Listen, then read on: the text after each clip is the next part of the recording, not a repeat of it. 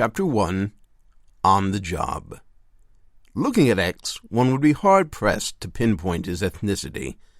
Olive-skinned, with prominent cheekbones and thick, close-cropped hair the hue of raven's feathers, he could be, one might argue with equal conviction, Greek, Italian, Turkish, Arabic, Hispanic, or Indian, either the dot or feather kind, as a former associate once jocularly put it. The fact that he was fluent in 6 languages and could convincingly fake accents of a dozen others, not to mention his mastery of a slew of regional American dialects, served him well in his vocation, which was, of course, identity theft. Today, X happened to be Jewish, and today his name happened to be Arnold Feinberg of Great Neck, Long Island.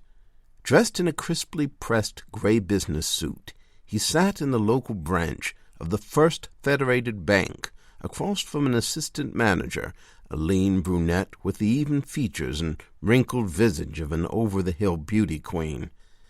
"Your electronic transfer cleared last night, Mr. Feinberg," she told him, and gestured toward a desk where a bald co-worker was busily stamping documents. "The check is printing out over there." X never liked this part. The process by which information was beamed to a printer and churned out seemed interminable, although logic dictated that it must travel at close to the speed of light. The data seemed to hover in limbo for an unnervingly long time. Quite unwillingly, he would find himself vividly imagining FBI agents bursting through skylights, rappelling down walls from all directions, and piling on him like linebackers. But he feigned nonchalance and smiled patiently. "I'm in no hurry," he assured her in a cultured New York accent with just a hint of a Brooklyn pedigree. It was an accent X had mastered exquisitely, he thought with considerable pride. The next item on the agenda is shoe shopping with a little woman, so time is not of the essence. At last the check printed out. The figure $168,017.03 standing out in a crisp, elegant font. No G-men came crashing through the skylight. He was not tackled, handcuffed, or ordered to spread 'em. "We'll certainly miss having you as a customer, Mr. Feinberg," the assistant manager said as she slid a document across the desk toward him. She sounded oddly sincere, although they'd met for the first time today. "Just sign here, and we'll close the account as you requested." "Thank you," he replied. After he signed Feinberg's name, he stood and turned to go. "Just a minute," the assistant manager said. X turned slowly. The woman looked about furtively. X could not be sure exactly at whom. It was someone behind him. He was, however, quite sure that out of the corner of his eye he could see a younger woman at a nearby desk meet her eyes and give a knowing nod. "I need you to accompany me to my office for a moment," she said, now wearing a blank, unreadable expression. X looked at his Cartier watch as if time were suddenly of the essence. "As a matter of fact, I really do have to go," he began lamely. "This will only take a minute," she said pleasantly, but authoritatively, still wearing that poker face. "I promise." X glanced longingly at the large plate-glass doors, gauging how quickly he could sprint to them. A burly security guard with biceps like the Rock's stood at the exit and now turned to face him. "Fine, then," he said, turning a shade pale. She stood and led him through a maze of desks. One co-worker looked up and seemed to scrutinize him. 2 others he caught hastily looking away. As they approached the back office, X could feel his heart beginning to pound, so hard he thought that it surely must be audible. The walls weren't glass. The door was good old-fashioned oak. You couldn't see who or what was behind it. Was this woman even a real bank employee? Her frozen helmet hair suddenly reminded him of an undercover officer who once nearly snared him. "I really," he muttered as they reached the door, and tried to turn back. Her hand gripped his forearm and stopped him in his tracks. Wearing what was now plainly an artificial smile, she opened the door and more or less pushed him through. The room was empty, save for a shelf full of assorted giraffe-themed knickknacks and a photo of the bank employee at the Grand Canyon with 2 teenage boys and an older man sporting a receding hairline. The assistant manager went to her desk, reached into a tray, and plucked out a business card. She took a pen and began to scribble on the back. "I just wanted to be sure that you have this," she said, handing him the card. He glanced at the front. Leslie Middleton, assistant manager, First Federated Bank. She'd given her name before, and he'd promptly forgotten it. He flipped the card over and saw a cell phone number, accompanied by the words, "Call me," and a smiley face. When he looked up, she was blushing profusely. "If you need anything, be sure to contact me," she said with a coy smile. "I'll definitely do that, if something comes up," he replied warmly. As he turned to go, his heart rate returning to normal, he noticed the jar of lollipops on her desk. "May I?" "Help yourself." He dipped his hand into the jar and plucked out a lemon-flavored lollipop. Lemon had always been his favorite. Chapter 2. The Mark. Swiping Feinberg's identity had been monumentally easy. The real Feinberg, a rising exec at an advertising firm, had applied for a mortgage online and was blitzed by offers from numerous banks and brokers. What he had no way of knowing was that one company, Worldwide Bank, was bogus, and its website existed solely as a device for collecting personal data from unsuspecting customers. Feinberg had to provide his mother's maiden name, his date and place of birth, his social security number. He also set up a password, which was Amber. This, incidentally, was not his wife's name nor his daughter's. Perhaps it was a former paramour for whom he still carried a flame. In any event, Feinberg made the all-too-common error of choosing the same password he'd used for all his personal accounts. Plus, he provided the numbers of all his savings, checking, money market, and brokerage accounts. Feinberg had received an apologetic email stating that he'd been turned down for the loan, a minor blow to his ego, but no real inconvenience since he had plenty of other banks to choose from. Within a couple of days, he'd forgotten he'd ever heard of Worldwide Bank. But by then, of course, all the raw material needed to fabricate Feinberg's doppelganger had been obtained. Taking the Long Island Railroad back to Manhattan that afternoon, X congratulated himself on a job well done and phoned ahead to Samantha, his partner in crime and erstwhile girlfriend. "Any hitches?" she asked.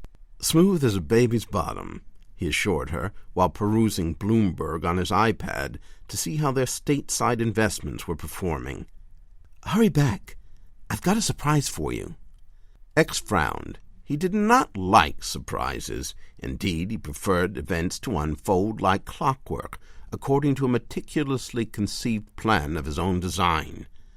Knowing this preference all too well, Samantha hurriedly added, "It's good news. You won't believe what our Homeland security—" "Sounds like pillow talk, Sam," he broke in. Pillow talk was their code word for a topic that should not be discussed over the phone and almost exclusively referred to a criminal enterprise. Okay, get your ass home quick. I'm getting wet just thinking about this thing." X grinned, pleased by the jeweling promises of a major score, an afternoon delight. Returning to his iPad, he thought, life is good. Mind you, X did not think of himself as an identity thief. Indeed, he bristled at the term, sometimes making the point that a person's identity cannot be stolen. Why, it makes about as much sense as to speak about stealing a soul, he once observed. He would instead refer to borrowing the identities of his marks, a term he preferred to victim. Among his cohorts, he described himself as a professional imposter and took tremendous pride in his chameleon-like ability to alter his appearance and speech patterns. An imposter, X lectured Samantha on more than one occasion when waxing philosophical, practices the highest level of acting. The performance has to be absolutely flawless because the penalty for failure isn't a bad review. It's a stint in Attica. He sometimes spoke of his craft with the kind of reverence one might expect from a long-in-the-tooth member of the Barrymore clan rattling on about the theater. Of course, X boasted no such impressive lineage. He could be maddeningly cagey when discussing his past with his accomplices. His place of birth, true name, and ethnic background were details he never divulged. But while spooning in the blissful afterglow of his first roll in the hay with Samantha 3 years ago, he revealed this much. His immigrant mother had worked as a maid for a series of families, and on not one but 2 occasions she'd been taken advantage of, once in a pantry, once on a freshly mopped kitchen floor. So he felt he was striking a blow for all those who clean the toilets of the hoi polloi, the little people who drive their limousines and trim their hedges, as he once put it. Because he limited his practice to targets who boasted a net worth in excess of $500,000, he felt that he was redistributing wealth. "We're like Robin Hood and his merry men," he once declared, when trying to persuade a reluctant geek in a computer repair department into turning over a disk bearing a copy of a certain celebrity's My Documents file. X resided in a loft in Lower Manhattan leased to Mel Gallo, a name X rather fancied. There existed, as one might guess, a real Mel Gallo, who'd been unfortunate enough to pass X in a crowded New Jersey restaurant 11 months earlier. This fellow patron's wallet contained several RFID-enabled credit cards and a Veterans Administration ID card.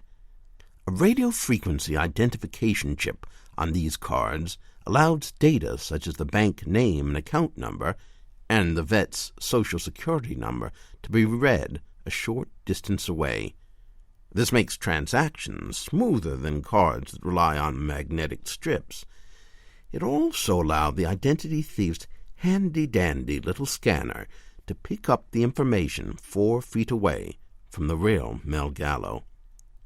Honestly, it was little more than an updated form of good old-fashioned shoulder surfing, standing next to an old lady at a checkout counter and memorizing her name, address, and bank account information as she scribbled out a check, to the annoyance of the growing line behind her.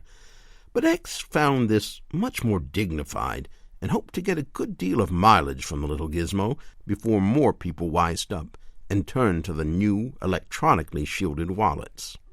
The apartment was on the 5th floor, accessed by an old-fashioned elevator that rattled unnervingly as it crawled up. But X, who was a bit claustrophobic, preferred to trot up the stairwell, eerily lit though it was.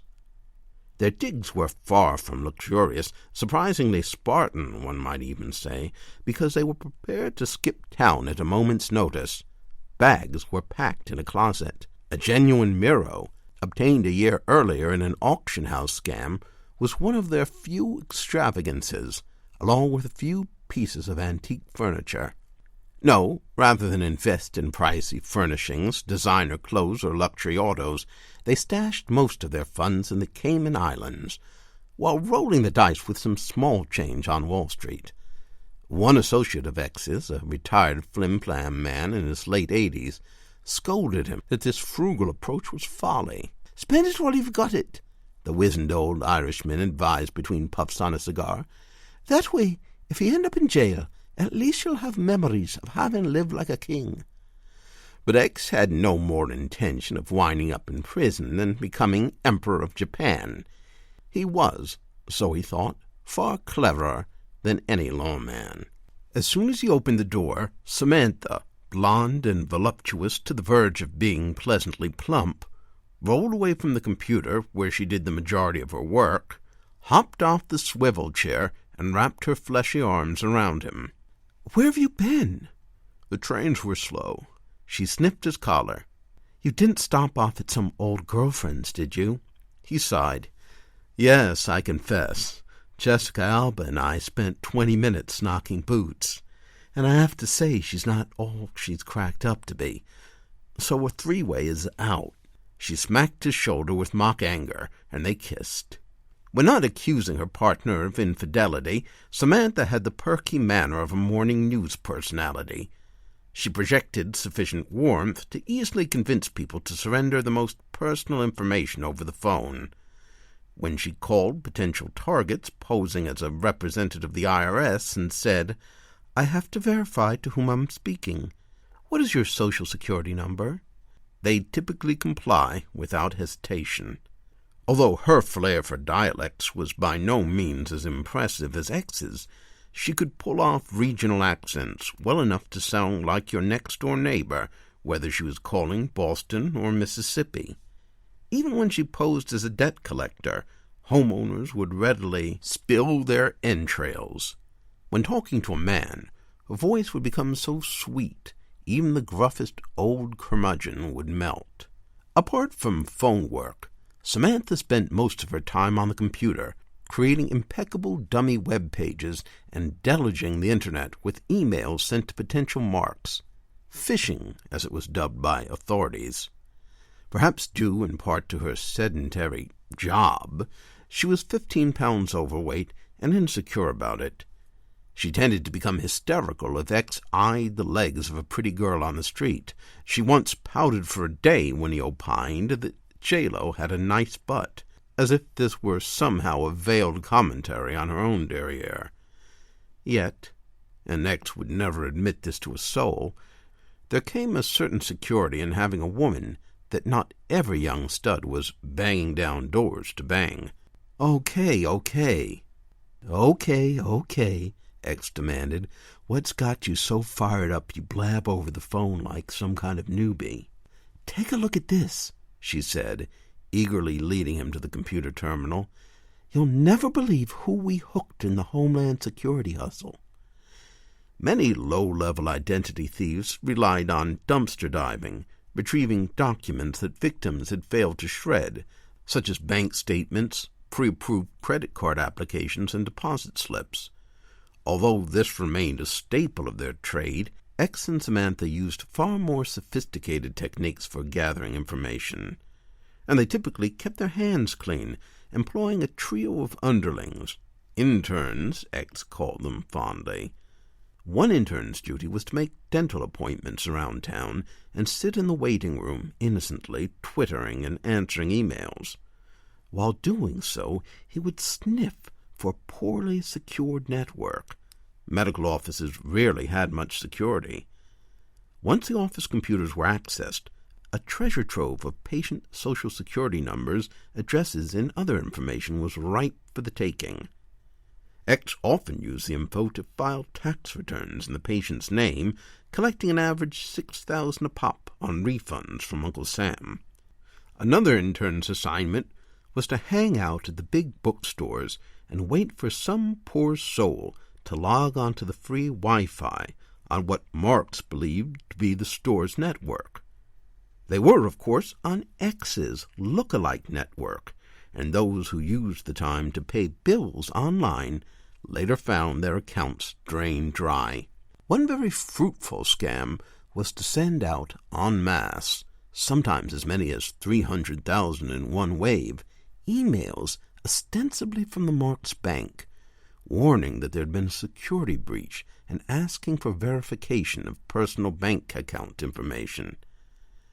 A hyperlink embedded in the email, when clicked upon, whisked the victim to what appeared to be the bank's website.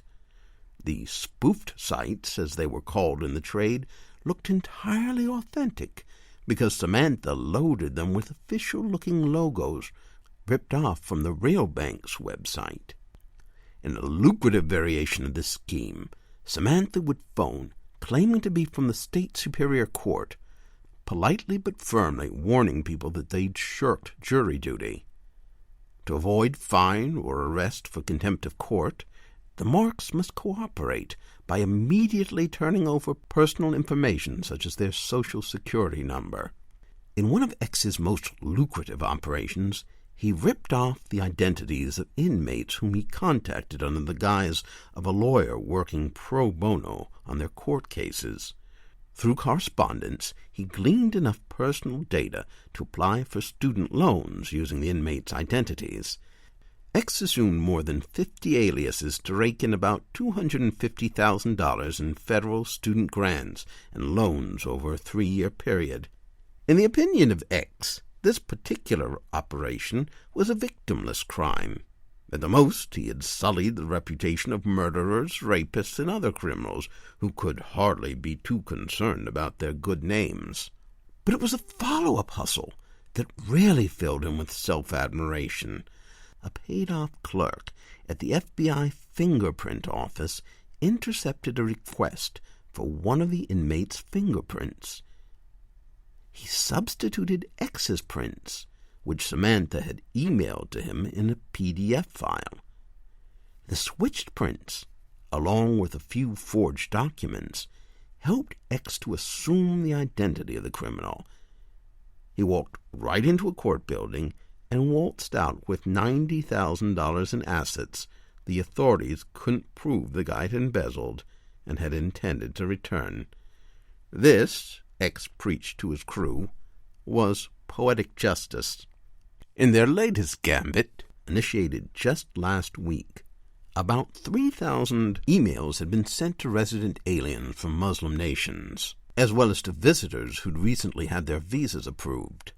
A sternly worded letter, ostensibly from the Department of Homeland Security, warned them that they were being investigated for possible links to Al-Qaeda. They were directed to a website where they were asked to provide detailed information about their assets, financial transactions, charitable donations, etc. "Have I got a live one for you?" Samantha declared, gleefully steering him toward the computer screen. Her voice was giddy and her face was flushed.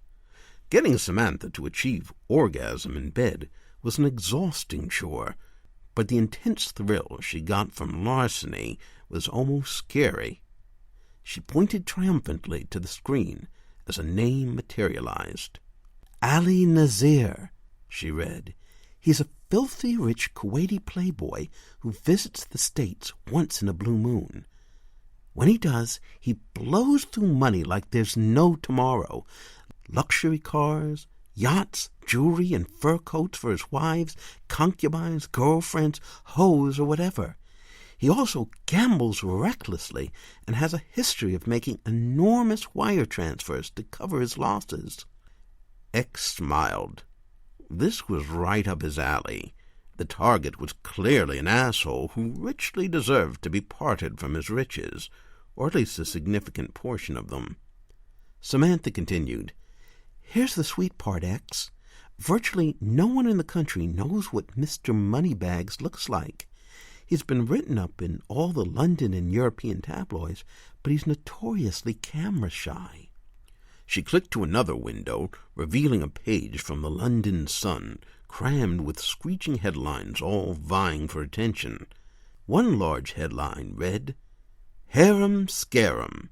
Arab playboy adds movie scream queen to his stable." The photo showed a bosomy British starlet who, as far as X could glean from his quick glance at the article, had dumped her rock star boyfriend for Nazir. The curvaceous crumpet stood arm in arm with a turbaned man whose back was to the camera as he directed her attention to his Arabian stallion. "You see? Just pictures of her, never his face," Sam went on. "The last publicly available photograph of him, which I got after a lot of Googling, was taken when he was a student at Kuwait University at the age of 19. She held it up. "Look like anyone we know?" The group photo, taken outside of what appeared to be a dormitory, was fuzzy, but with the large, somber dark eyes, heavy brows, and prominent nose, he could easily have been X as a teen. Nevertheless, X mockingly protested, "Oh, come on, is my schnoz really that big?" "Trust me, it is." X grinned. For starters, that would make forging a passport and an international driver's license a cinch. "Well, you've got my attention," he said. "What's his net worth?" $6.2 billion. Did you say billion? Billion. You're kidding me. No, his father was some sort of shipping tycoon whose specialty was building yachts for the royal family. Ali was the sole heir, and he's managed to burn through only about a third of it since his old man kicked the bucket 7 years ago, which makes him a skinflint by international Playboy standards, I guess. X did some quick math in his head. That was another of his gifts. Assuming they didn't rob Nazir blind, desirable though that might be, but managed to bilk him of even 1% of his fortune, that would still be a cool $60 million. He hugged her, and as her big bosom crushed against him, he wasn't surprised to find that she had what his female Generation Y intern had once somewhat provocatively termed a titty boner. X didn't much go in for such vulgar slang. He could hardly blame her for being aroused. The thought of a rip-off of this magnitude made even the usually cool-as-ice X light-headed. Sam had always been a good catcher, grifter lingo for the person who finds a mark, but this time she had outdone herself. "You know what that means," he exclaimed. "We've hit the jackpot, honey hips. One last score, and we're retired and living in Sri Lanka." This was a private joke, of course. Sometimes they'd say Madagascar, sometimes Nepal, sometimes Outer Mongolia. In actuality, they both knew they enjoyed the game, needed the game too much to give it up. But they talked this way every time they struck what appeared to be the mother lode. "Guess I'm going to have to brush up on my Arabic and grow a beard," he said. A few moments later, forgoing the formality of fully undressing, they were doing the horizontal mambo on the scuffed hardwood floor, X with his trousers around his ankles, and Samantha with her dress hoisted up to her waist and thong hauled to one side. Samantha insisted on being called names for the duration of the act, not that he simply talked dirty, but that he lambasted her as a dirty slut, and other increasingly filthy and demeaning epithets as she approached the peak of passion. Perhaps Samantha wanted to be punished, X sometimes mused afterward. But what did he know? He was no psychoanalyst. In the event, this night's frenzied love-making session was one of the most intense in months, fueled by the promise of the vast riches awaiting them. Chapter 3. The Setup. Over the next few weeks, based on personal data Ali Nazir had so graciously and unwittingly provided, they went to work recreating key personal documents, including a passport, international driver's license, and 2 credit cards. Among the pieces of information the real Nazir had revealed in their fishing expedition were his driver's license number and his passport number. An associate of X's, you would probably call him an accomplice, but X thought of him as a subcontractor, provided the identity thief with a blank Kuwaiti passport purchased from a contact at the embassy for a price of $2,000. X viewed this as an investment. Beginning with an authentic blank passport, it was child's play to forge either a paper or plastic passport, even to duplicate a hologram-protected image. When filled out correctly, a blank passport is impossible to detect, X lectured the interns more than once. X was amply equipped to carry out the task himself, but for a job this big, with so much money on the line and no room for error, he felt it was worth it to farm the work out to a specialist. X knew at once whom he wanted for the job, an ancient Italian master named D'Amato, who worked out of a room above a pizza parlor in Little Italy. He had started out making funny money during the Depression, apprenticing under a counterfeiter who churned out bogus $5 bills. D'Amato had promised X the passport would be ready by 5 p.m. that Friday. X arrived an hour early because he loved to watch the old man work. Bent, gray, and wrinkled as a prune, D'Amato was a master craftsman. It was like watching some old-world violin repairman tune a Stradivarius. X watched, fascinated, as D'Amato fed a blank passport into a laser printer. The most common error of amateurs, X knew, was to print out a blank stolen passport in the wrong typeface. D'Amato would make no such errors.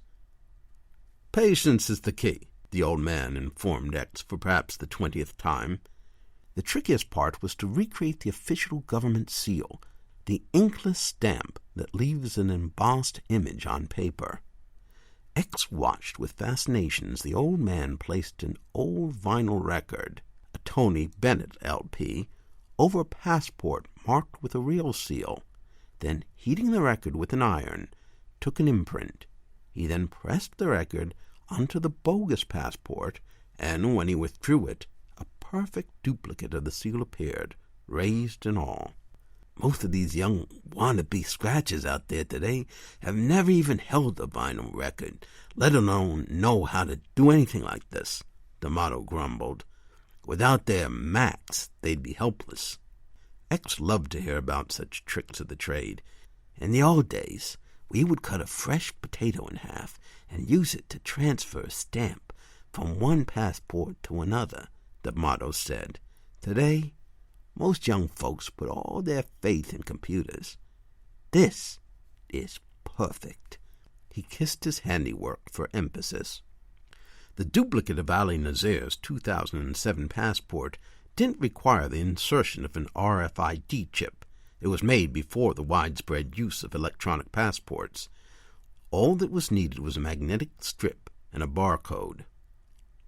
It made X a bit sad to think that in this high-tech era, with paperless identification such as retinal scans growing in popularity, D'Amato would soon be obsolete and would probably be puttering around in his daughter's garden in a few years. On the other hand, X expected that the trend would be a boon to identity thieves such as himself. He and his colleagues were already using their wireless scanners to read e-passports at close range, electronically pickpocketing airport passengers of their passport information. In any event, Ali Nazir's real passport had been issued long enough ago that the old-school approach was just what the doctor ordered. D'Amato handed X the dummy Al Nazir passport and the genuine Kuwaiti one he'd used as a model. Except for the names, passport number, and salient data, which X double-checked for accuracy, the fake travel document was indistinguishable from the real McCoy. "Great work as usual, Tony," he said, handing over an envelope stuffed with cash. X was satisfied with the result. There were more than a dozen different versions of the United States passport alone in circulation. It would take a bona fide passport scholar to be able to detect the difference between a real and fake Kuwaiti passport. The mark, X was able to ascertain by running a game on a Kuwaiti airline staffer, wasn't scheduled to visit America again for another 2 months. That gave them nearly 60 days for X to impersonate him and hopefully suck up his money like a vacuum cleaner. To get a fuller picture of Ali Nazir, Samantha phoned his credit card company, fraud prevention number, claiming to be the fat cat's executive secretary. Informing the customer service representative that her boss was concerned that there was suspicious activity on the account, she requested detailed records of the credit card use for the past 6 months. Samantha asked that the material be FedExed overnight to the front desk of Manhattan's exclusive Mayflower Hotel, where Mr. Nazir was staying. The concerned customer service rep agreed to oblige. X, who checked in as Nazir, collected the documents the next day. He called back and reassured the credit card rep that all the charges were legit, and provided updated information on how to contact him if any new suspicious activity cropped up. The credit card statements spoke volumes. He golfed. He tipped lavishly.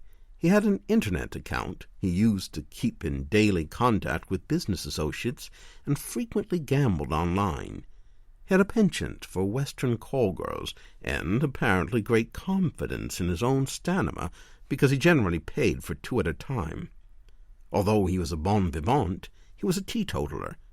No champagne or wine had been ordered by room service. "It amazes me how these Arabs can be so uptight when it comes to booze, but are such big fans of whores and strippers," Samantha observed. "Remember those 9/11 hijackers, how they spent their last night on Earth getting lap dances at a titty bar?"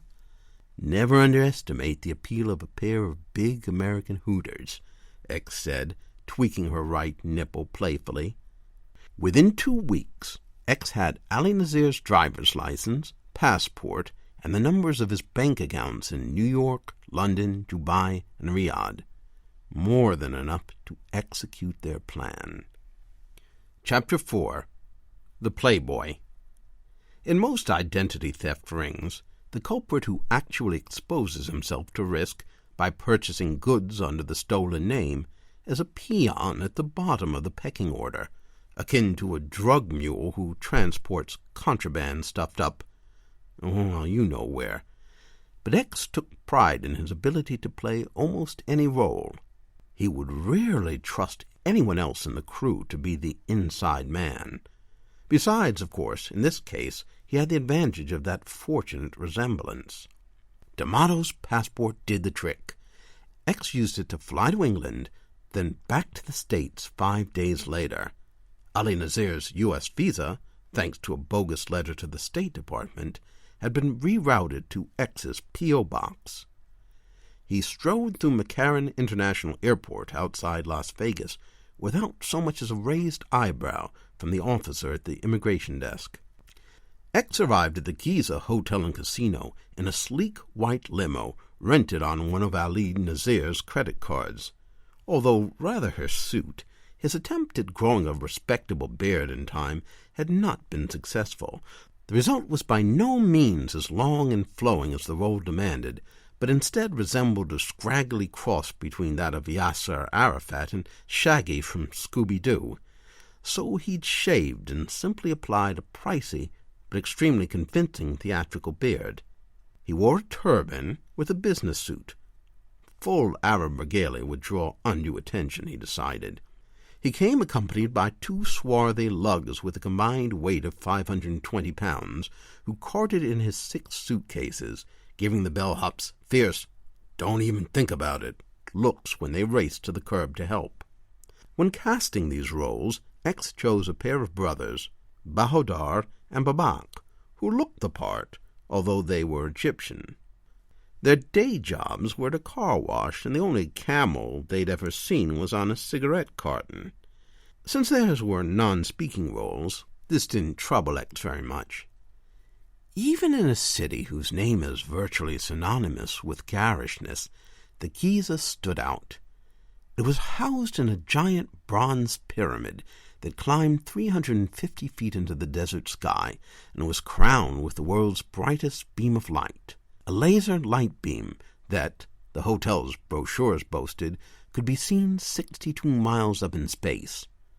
A replica of the Great Pyramid of Giza, built to approximately 3/4 scale, the hotel was an enormous 36-story marvel of engineering that rivals the original, PR materials claimed.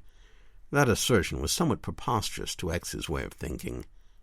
The spectacular lobby was a recreation of an actual temple dedicated to Osiris, featuring 4 colossal statues of the god. Tours were available of a replica of King Tut's tomb, also on the premises. A placard advertised a floor show in the Cleopatra Room, featuring half-naked belly dancers. The comedian Carrot Top would also be performing 5 nights a week.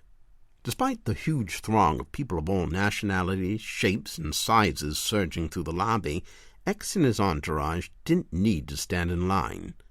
There were at least a dozen reception clerks at the ready, and one signaled to Ali and his men to approach. The clerk, A rail-thin woman with an obscure accent that would baffle most Americans, but which X instantly identified as Armenian, asked for his reservation number. When he provided it, his name popped up on her screen almost instantly. She gawked as if he were a movie star. "It's certainly the greatest honor to serve you, sir," the desk clerk announced. "We have you in the Pharaoh suite. I'm certain you'll enjoy it. Have you stayed with us before?" "No." X had made sure of that, for obvious reasons. "And you've reserved a second suite?" "My wives and their servants will be arriving in a few days," X informed her in a cultured British accent, with just the slightest hint of Mideast, subtle as a desert breeze. The real Nazir, X had learned through his research, had attended boarding school in Great Britain and spoke the King's English better than Prince Charles. "Certainly. There's an adjoining suite we can open up for your use when they arrive. To complete the check-in process, I just need to see a photo ID plus a credit card for incidentals." He produced his passport and a forged platinum MasterCard. X had learned not to stare at a clerk who was perusing personal documents. To do so might give the impression that he had some doubt about whether their authenticity would be accepted. He babbled small talk in Arabic to his henchman. Always a stickler for detail, he had boned up on his Arabic, and had, for the occasion, perfected a Kuwaiti accent with the help of language CDs. "Hold on one moment," said the clerk, whose hair was in such a tight bun that her skin was pulled back like a Beverly Hills housewife after plastic surgery. She picked up the phone and whispered into it. She nodded, said, "Yes, yes, yes," and then hung up. She smiled pleasantly at the faux Arab playboy, and there was an awkward silence as she evidently waited for someone to emerge from the back office. X became aware that a trickle of perspiration was running down his forehead. Whether he was sweating because this was the biggest score he'd ever pursued, or simply because he was unused to wearing a turban, he wasn't sure. A door swung open, and a manager scurried out, a skinny fellow with a wispy yellow comb-over and bifocals. "Mr. Nazir, I want to personally extend my welcome on behalf of the entire staff of the Giza," the man gushed. "If there is anything at all you need, I am at your complete disposal. The concierge will be more than happy to assist you in finding entertainment around town, and if there's anything special you desire, please do not hesitate to call me directly." "You're most gracious," X said with a bow, while thinking, "I guess I'll be shelling out more in tips than I bargained for." The upper floors of the hotel were accessed via inclinators. Since the pyramid's outside walls were all at a 39-degree angle, at each of the four corners there was a slanted shaft that carried an elevator car up and down. X, as noted earlier, had more than a trace of claustrophobia, and the fact that the car traveled at such a peculiar angle didn't help much. Again, small beads of sweat rolled down his forehead. A blue-haired lady was staring at him, he noted. "Are you okay?" His bodyguard, Bahadur, whispered in English. X nodded. There was a young couple crowded in beside him. The dad held a squirming toddler of about 2 years of age in his arms. The child gazed at the turbaned man with open fascination. X, never very fond of children, nevertheless gave what he deemed to be an avuncular smile. To his dismay, the little boy reached and took firm hold of his beard. X grabbed the boy's hand and tried to wrest it away, but found to his horror that the tyke had a death grip on the costume shop whiskers. The beard was supposed to be immune to water and wind, but it wouldn't take too much force to yank it off, and that was just what was about to happen. Babak pushed toward him in the crowded elevator, raising an arm as if he intended to bat the toddler away. "Taylor!" the dad shouted in dismay, and quickly dislodged the boy's fingers. "I'm so sorry," the young man said, obviously mortified. "Think nothing of it, my son," X said in as beneficent a tone as he could muster. He gave a little chuckle and tickled the tot under the chin, prompting the little boy to begin bawling like a banshee. The Pharaoh suite was advertised as soundproof, and, as promised, when the door slammed shut, the racket from the casino fell silent. The suite more than lived up to its name. In fact, the Sultan suite might have been more apt, for the accommodations would suit an Oriental despot. The 1,500-square-foot suite, for which a non-high roller would pay a hefty $5,000 per night, featured Egyptian-style wardrobes decorated with hieroglyphics beside a 120-inch screen plasma TV. The headboard of the king-size bed sported a cartouche of Cleopatra, and a replica fresco depicting the discovery of King Tut's tomb hung on the wall. The spa tub could accommodate up to 12 people. A certain rap impresario and his groupies had indulged in an orgy therein, according to a tabloid report. Even the commode was luxurious. The seat was gold-encrusted and decorated with gemstones. Not necessarily practical, though certainly impressive, X thought. This is going to be a truly epic gig. The window wall, which looked out on the Strip, was on a slope. It offered a spectacular view of Sin City's famed boulevard, and X opened the window, admitting a rush of dry desert air. A change in city policy had taken place 6 months or so before the Giza went up. Before then, per fire department regulations, windows in Las Vegas could only open a few inches. Apparently, there had been a period when people threw themselves from Las Vegas hotel room windows after betting the farm and losing it. Others had taken the chicken's way out after being filled with guilt in the wake of an adulterous indiscretion. However, the "what happens in Vegas stays in Vegas" campaign must have sufficiently reduced the problem to put visitors at ease, and the law had been changed. The first order of business was to establish credit with the casino, which was comparatively easy, and X did so in the business office. All it entailed was a personalized check, his international driver's license, and his credit card, along with his very impressive banking references. The casino was all too eager to enable him to gamble.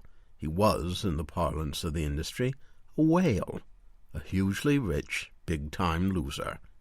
With a $100,000 credit line, he promptly plunked down 10 grand on the roulette wheel and lost. The casino bosses were no doubt pleased. Ordinarily, when attempting to rip off a casino, he would work with a partner who countered X's losing bets with winning ones, betting on black if he bet on red, etc. After a few days of this, they would skip town with the partner's winnings and stiff the casino bank on the debt owed by someone whose identity they'd stolen. It was a risky gambit, since casino security was always on the lookout for that scam. But now, since they were bent on draining Al-Nazir's account rather than ripping off the casino, there was no need for a counterbalancing partner, sometimes called a blow. This time the hustle was simple. Elegant, really, X thought proudly. As Nazir, he would be seen gambling and losing big. He would require a transfer from his bank. He would wire $2 million to the casino's business office, which X would then promptly wire to his own offshore account. X did not like gambling. Chance was something he detested. Whether he lost money, which he dreaded, or gained it, he preferred that it be the result of his own ingenuity. Yet, as distasteful as games of chance were to X, he had to put on a convincing show. He spent a brief but busy time on the gaming floor because he knew that multiple cameras would be watching him. Heavily disguised though he was leery about having his image captured.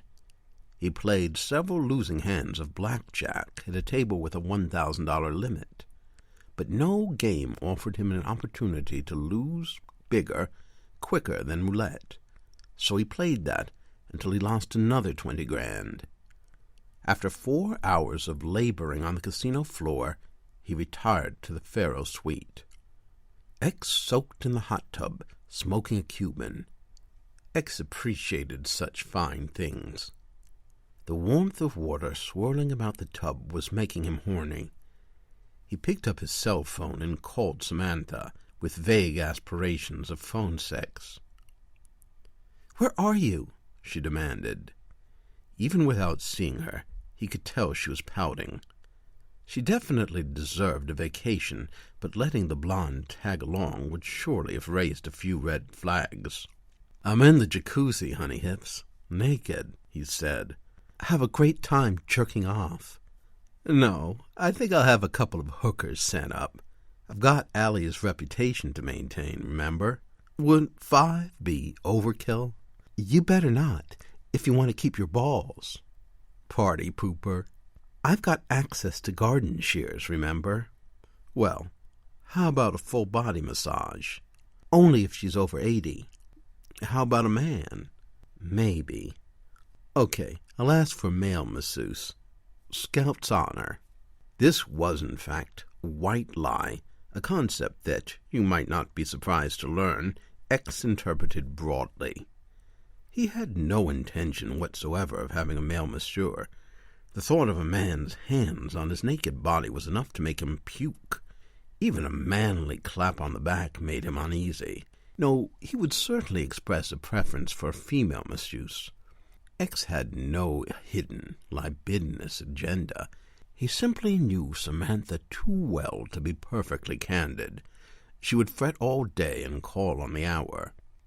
A short time later he called downstairs to schedule a massage, and after being put on hold for a surprisingly long time, he was told, apologetically, that one would not be available until the following evening. He was only slightly disappointed. The next day he gambled equally badly, and by mid-afternoon, $90,000 blown, he was ready to make his move.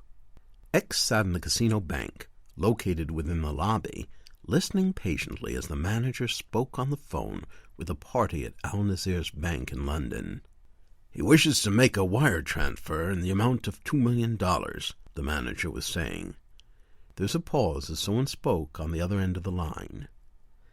X glanced around the bank at customers of all races and virtually every nationality on earth, a United Nations of suckers who refuse to believe the house always wins. A young man with orange hair, seated behind a desk, appeared to be staring at him. As soon as they made eye contact, the redhead looked quickly down at a stack of papers on his desk. X felt a wave of paranoia wash over him. "The funds will be available in 24 hours, sir." X had hoped the transfer could be expedited, but he said, "That's quite all right." He got up, took a quick look at the red-haired man, who now seemed oblivious to his presence, and left. Chapter 5. The Game. That evening, at the invitation of a Texas agribusiness tycoon, he played a few hands of poker with 4 other high rollers in a chamber called the Nefertiti Room, set aside for such private gatherings. Mahogany-paneled, with a 19th-century map of Egypt lining the wall, it resembled a meeting room of the Royal Geological Society in the Jules Verne era. X had almost begged out, but he knew that it would be in his egotistical alter ego's character to accept the challenge. In time the conversation turned to politics, and X was asked to offer an opinion about the current crisis in the Middle East.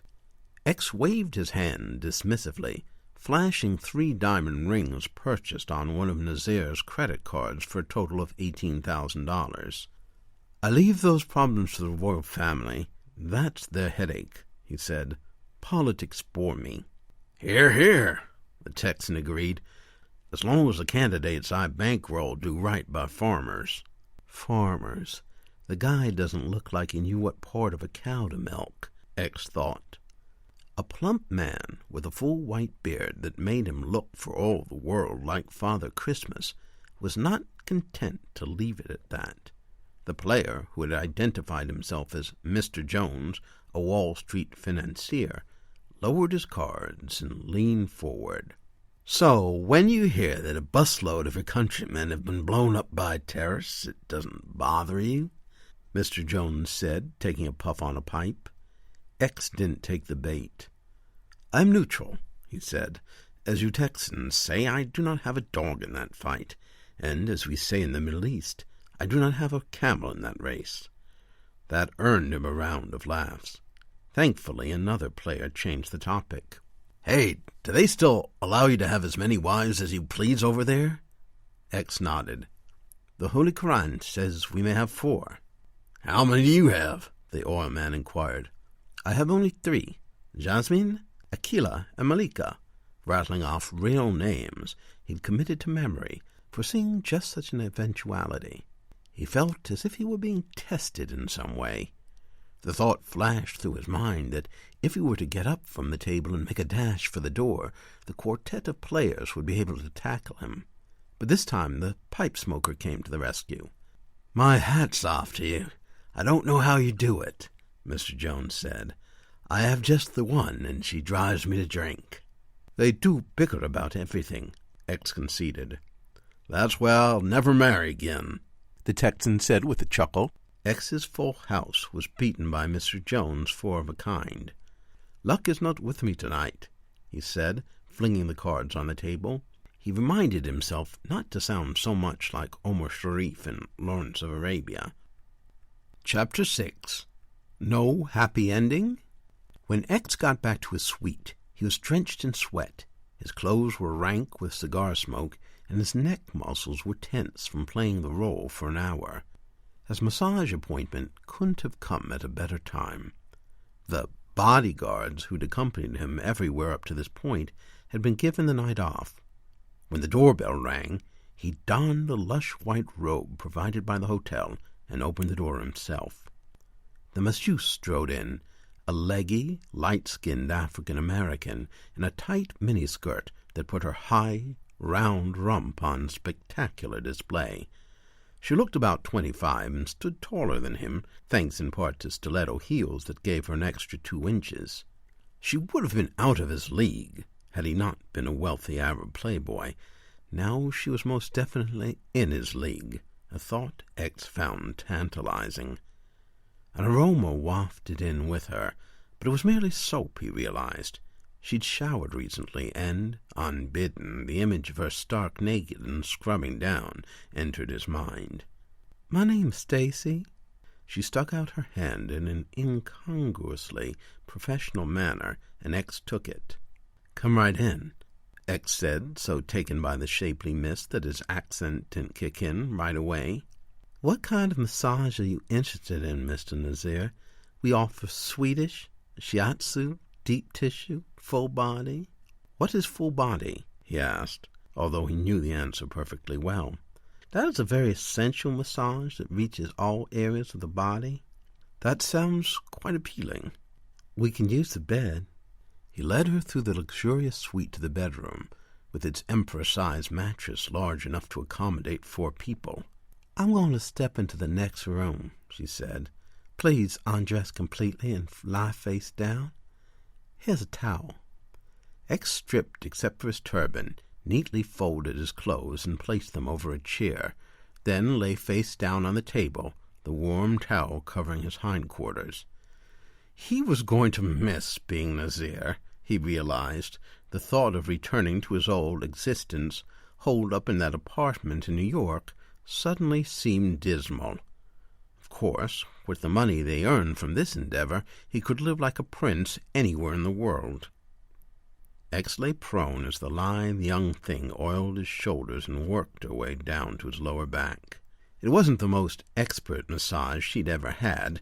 X was something of an aficionado, but her hands were soft and surprisingly strong.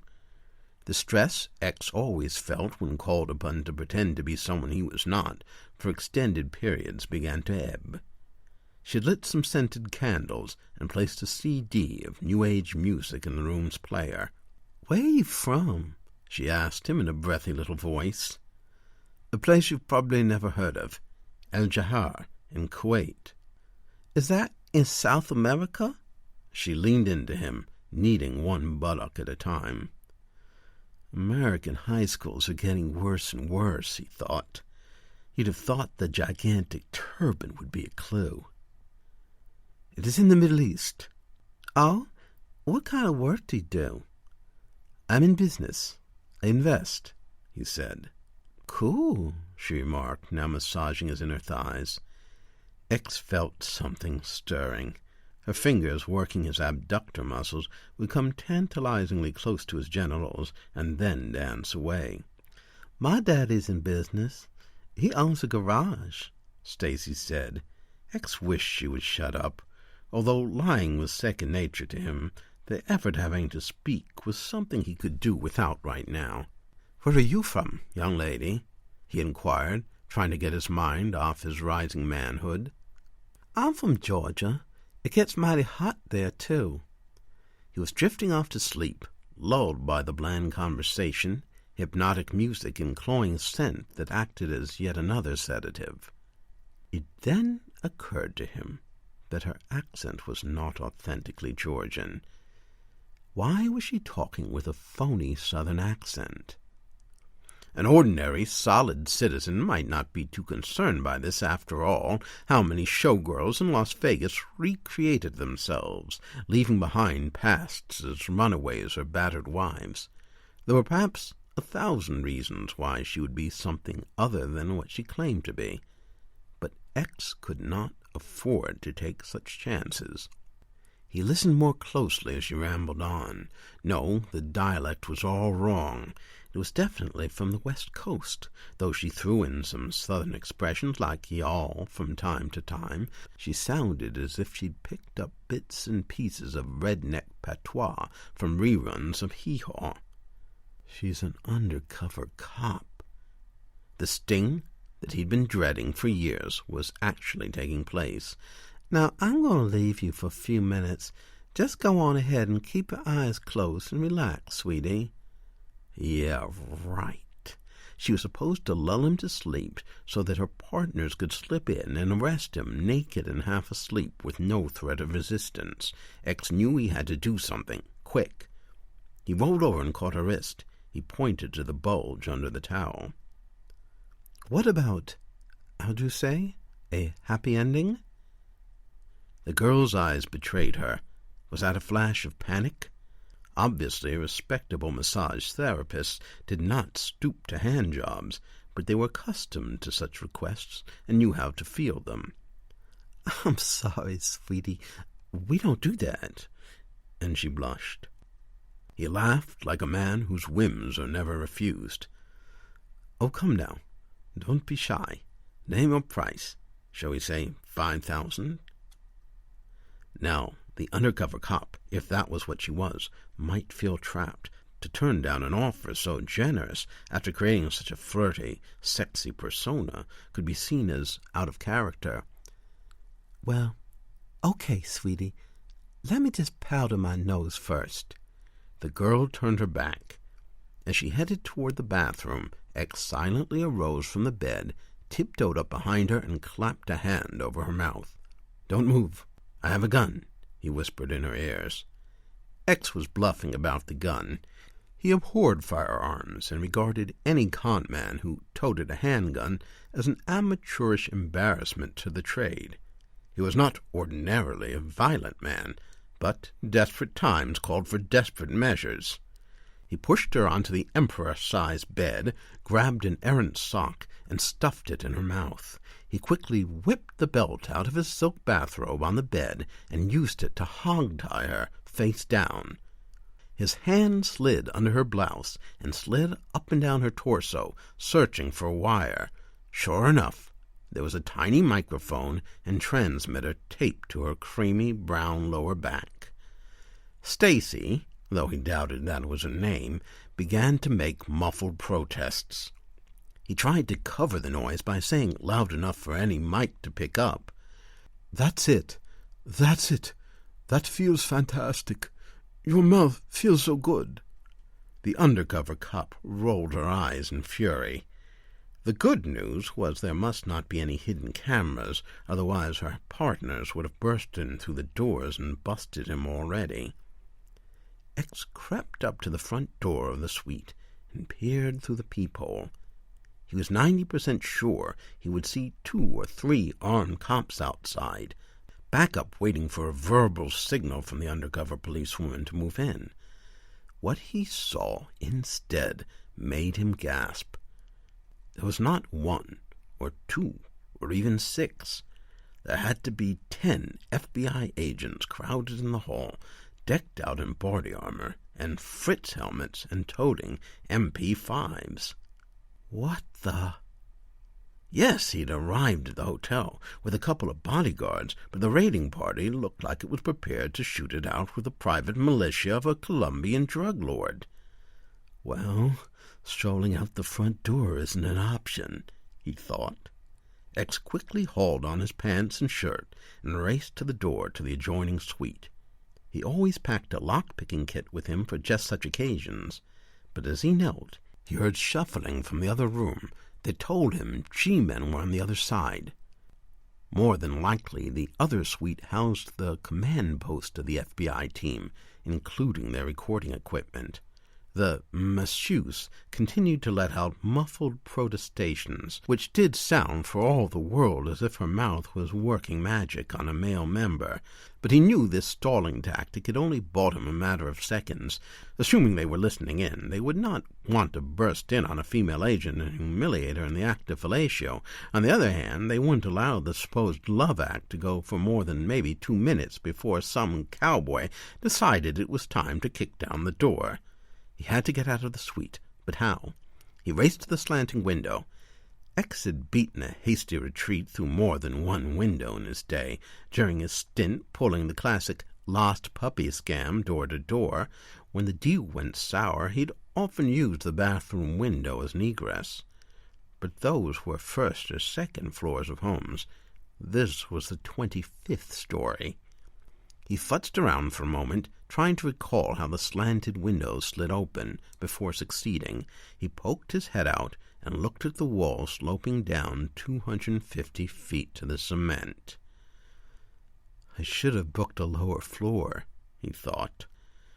From the ground, the pyramid walls looked like perfectly smooth black glass, but upon closer inspection, X saw that there were subtle ridges where the giant blocks of glass met. The ridges looked just deep enough to accommodate human fingers and toes. Perhaps. About 14 feet away, another window was open, tantalizingly close. X, whose mountaineering skills were meager, hesitated. If he slipped, he'd go sliding down and slam into the pavement below as surely as if the angle was 90 degrees instead of 39. But X could not go to prison. The image of a concrete prison cell was more terrifying at that moment than that of his body as a heap of broken bones at the foot of the pyramid. He could imagine himself as the smallest guy in the cell, receiving the unwanted attentions of some tattooed gangbanger. That unpleasant image propelled the identity thief into action. He began to climb out the window. He did not, fortunately, have much fear of heights. In fact, in his boyhood, the rooftop of the mansion where his mother worked as a maid had been one of his places of refuge. Stacy managed another muffled protest, perhaps warning him of his folly. Yes, I'm almost there, he groaned as he slithered out. X's fingers and toes fought for purchase on the tiny ridges as he inched his way toward the other window. The ridges were slighter than he'd thought, no more than a few centimeters deep. Another thing he hadn't factored in was how windy it was up here. It felt as if a sudden gust might at any second yank him from his precarious position. Those 14 feet looked awfully far away now. X resisted the temptation to shut his eyes. That's it, he thought. That's it. Keep going. Not far now. A loud noise from his suite, a door being kicked in, startled X, and he lost his grip. Suddenly he was cascading down the pyramid, like a child sledding on ice. He was too scared to even shriek. Now he did shut his eyes, although the image that filled his mind, his body smashing into the pavement and splattering like a tomato, didn't much put his mind at ease. He slid down at least 30 feet, down a full 3 stories, picking up speed as he descended. Then, miraculously, X skidded across another open window. His hands caught the metal window ledge, and he gripped it for dear life. X dangled for a couple of seconds, letting out a deep sigh of relief. I can't believe I'm alive, he thought. Using all his upper body strength, the identity thief hauled himself up. X clambered in through the window with difficulty and rapidly slid it shut. By now the agents had burst into the Pharaoh suite and were rampaging through it. One peered out the window, scanning for any open ones and spotting a few to the side, above and below. Fortunately for X, he'd closed the one he'd entered in the nick of time. X crawled on his hands and knees through the stranger's room. Damn, the shower's running. Someone is in here. X hopped like a rabbit into the closet and cowered there, peering through the crack between the double doors. A middle-aged couple, dressed in Giza bathrobes, emerged from the bathroom. Oh no, he thought. They'll head straight for the closet for their clothes. X balled his fist, ready to strike. The guy was only a little bigger than X, but had a rugged build that worried him. X was no fighter, hadn't struck a blow since middle school.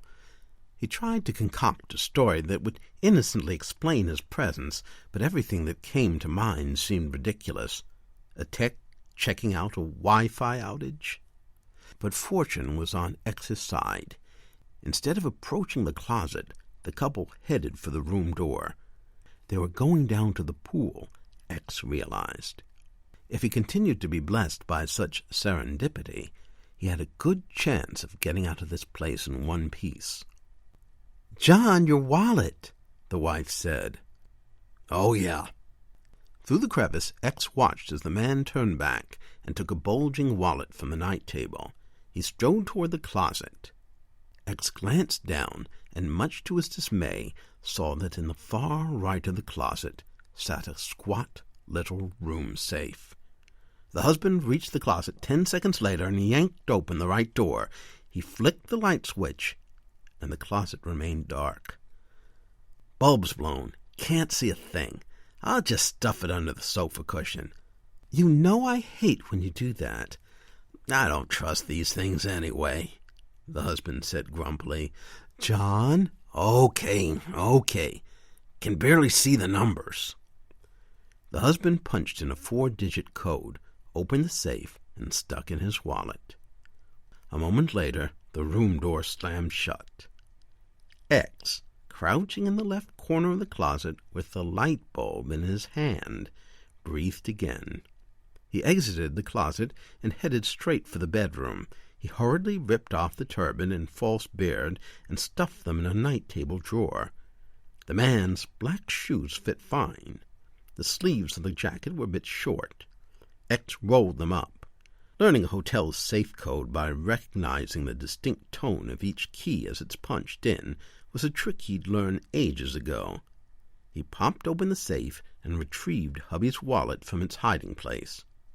John Preston, the Arizona driver's license read. Also in the wallet was an official-looking badge. Tucson Police Department. Christ almighty, the guy's a cop. There was $400 cash and assorted credit cards. X stuffed the wallet in his pants pocket. There was a holstered .45 in the night table. Even in a state of panic, X was not tempted to take it. He found a cell phone plugged in and hurriedly punched in Samantha's number. On the third ring, she answered. "Sam, remember to pick up my medicine," he told her. "What? Why?" she demanded. "Can't talk now," he shot back and hung up. That was another code phrase. Within 15 minutes, Sam would have vanished from the apartment. The operation had blown up in X's face, and it felt as if his world were crashing down on him. But he had an ace in the hole, Stephen Holdenbrook.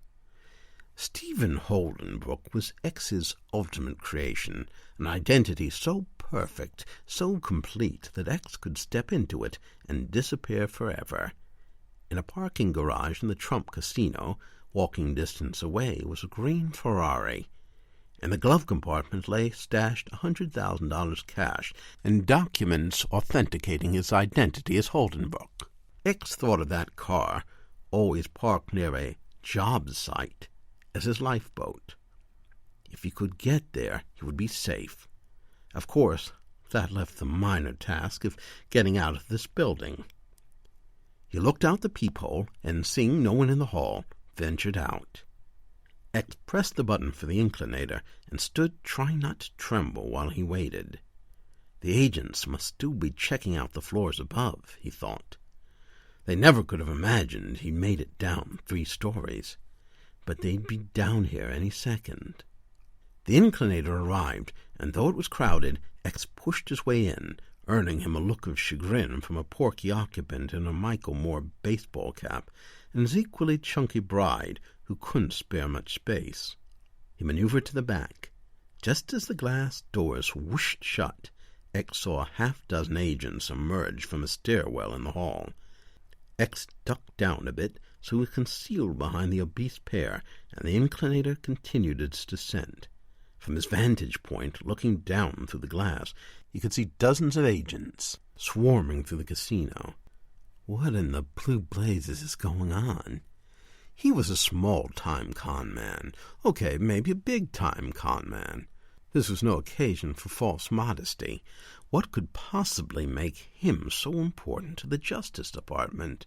Whatever hopes he had nursed of simply walking out through the front door were dashed. X crossed the casino floor, where an unusual number of uniformed security guards, as well as men his practiced eye identified as undercover security personnel, were also roaming. He approached a beefy, mustachioed security guard. "What's going on?" X demanded in his toughest southwestern voice as he could muster. "What do you mean?" "Come on. All this heat." "I can't tell you anything, sir." X flashed the Tucson police badge. "Hey, I'm a cop. Cut me some slack." The guard leaned down and whispered confidentially. "Department of Homeland Security operation. There's some kind of terrorist loose. A high-value target." He didn't look bright enough to know precisely what high-value target meant.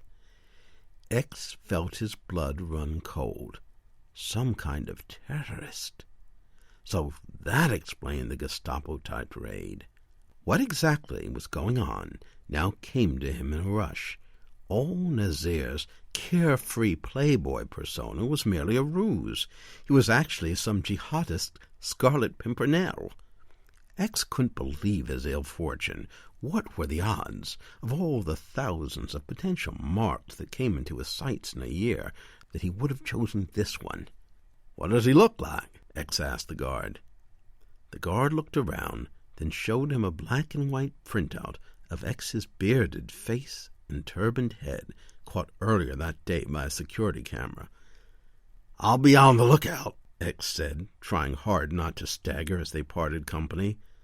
"I'll try and keep it on the down low, on the down low, on the down low, on the down low, on the down low, on the down low, on the down low, on the down low, on the down low, on the down low, on the down low, on the down low, on the down low, on the down low, on the down low, on the down low."